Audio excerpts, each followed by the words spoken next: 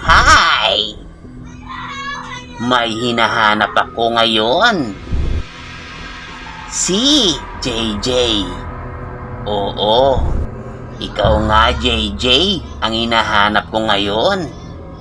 Alam mo ba na palagi kitang nakikita na hindi natutulog ng maaga?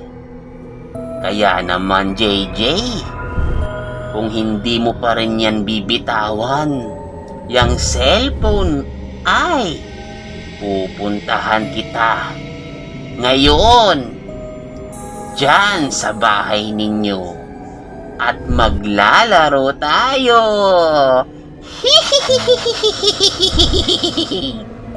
Kaya JJ, babantayan kita ha. Matulog ka na, huwag ka nang pasaway pa. Paalam!